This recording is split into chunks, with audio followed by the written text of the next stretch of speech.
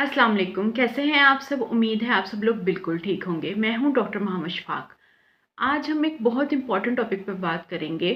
अक्टूबर का महीना चल रहा है और अक्टूबर का महीना एक चीज़ के लिए बहुत फेमस है, वो है ब्रेस्ट कैंसर अवेयरनेस। इस मंथ में जो है वो ब्रेस्ट कैंसर अवेयरनेस के बारे में हमेशा बात की जाती है। सबसे पहले हम देख लेते हैं कि ब्रेस्ट कैंसर होता क्या है। ब्रेस्ट कैंसर जो है वो बहुत ज़्यादा तादाद में औरतों में पाया जाता है। मर्द भी इसका शिकार हो जाते हैं, बट ये ज़्यादातर जो है वो औरतों में पाया जाता है। ख़ास तौर पे 40 से 50 साल की उम्र में या उसके बाद जो है वो ये ज़्यादा कॉमन है।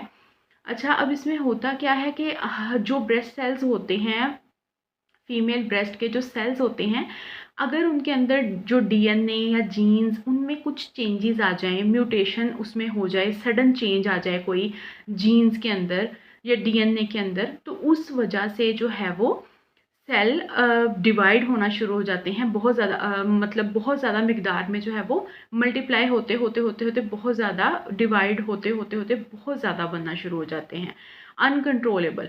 ठीक है, तो ऐसी सिचुएशन में इसको हम आम जुबान में ये भी कह सकते हैं कि गिल्टी टाइप बन जाती है। मतलब सेल्स इस तरह से बन जाते हैं कि हमें ऐसा महसूस होता है जैसे कोई लंप बना हुआ है, कोई गिल्टी बनी हुई है हमारे ब्रेस्ट के आसपास, या फिर हमारे आर्म पिट, मतलब हमारा जो अंडर आर्म का एरिया है, वहाँ पर हमें कुछ इरिटेशन महसूस हो सकती है। अब जो है वो इसकी क्या क्या कॉजेज़ हैं, ये क्यों होता है?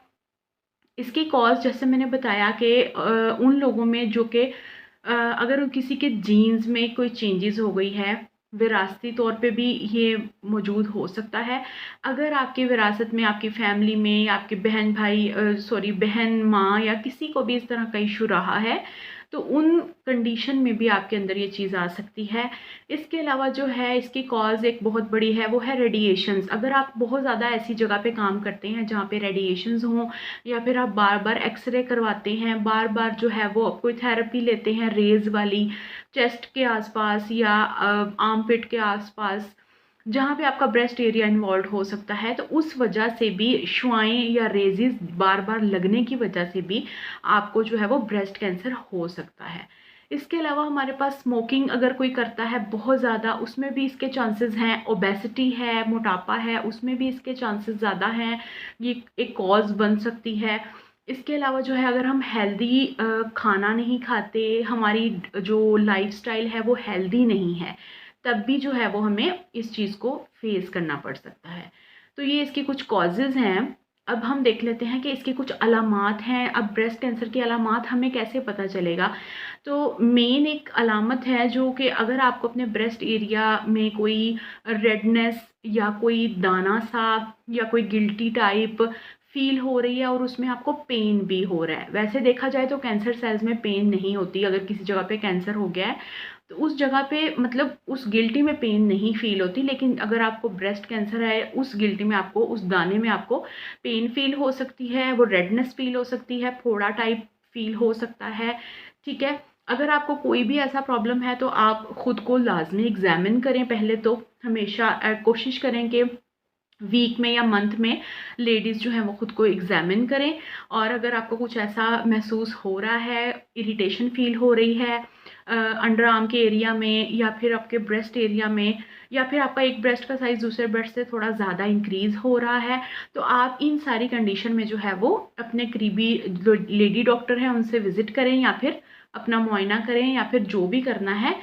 अगर आपके अंदर इस तरह की कोई चेंजेस आ रही है तो आप जो है वो अपना टेस्ट लाज़मी करवाएँ। अब हम इसकी कुछ डायग्नोसिस देख लेते हैं। अब हम इसको कैसे डायग्नोस करेंगे, क्या टेस्ट हैं? इसके लिए एक तो वही सेल्फ टेस्ट है, दूसरा सेल्फ एग्ज़ामिन आप कर सकते हो। इसके अलावा हमारे पास जो है वो मैमोग्राम होता है, ब्रेस्ट एक्स-रे होते हैं, उससे जो है वो अल्ट्रासाउंड वगैरह होते हैं, उससे पता चलता है जो है कि कैंसर है या किस टाइप का है या क्या इश्यू है, ठीक है? अगर किसी को भी इस तरह का कोई इशू महसूस हो तो काइंडली अपने करीबी डॉक्टर, लेडी डॉक्टर को विज़िट करें। अब हम देख लेते हैं कि इसको ट्रीटमेंट कैसे करते हैं। इसका ट्रीटमेंट यही होता है कि सर्जरी ज़्यादातर डॉक्टर प्रेफ़र करते हैं कि सर्जरी करवा ली जाए। इसके अलावा कीमोथेरेपी हो सकती है, हार्मोन थेरेपीज़ होती हैं, इस तरह के कुछ थेरेपीज़ करके, रेडियोथेरेपी होती है कैंसर के लिए, तो जो है वो इसको ट्रीटमेंट में लाया जा सकता है। और दूसरी बात ये भी होती है कि कैंसर जो है वो 2 तरह का होता है। एक वो कैंसर होता है जो कि एक ही एरिया में रहता है, उसको कहते हैं बेनाइन ट्यूमर। और एक वो कैंसर होता है जो बढ़ता रहता है, मतलब अगर आपके एक जगह पे हुआ है तो वो दूसरी जगह को भी इन्वॉल्व कर लेगा, पूरी बॉडी में फैल जाएगा।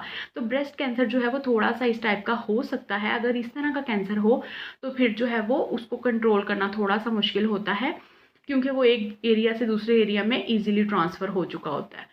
ठीक है, तो इस तरह की कुछ बातें हैं ब्रेस्ट कैंसर के हवाले से। इसके अलावा जो है वो अगर किसी को कोई क्वेश्चन हो तो आप कमेंट सेक्शन में पूछ सकते हैं। Thank you. अल्लाह हाफ़िज़। अपना ख़्याल रखिएगा।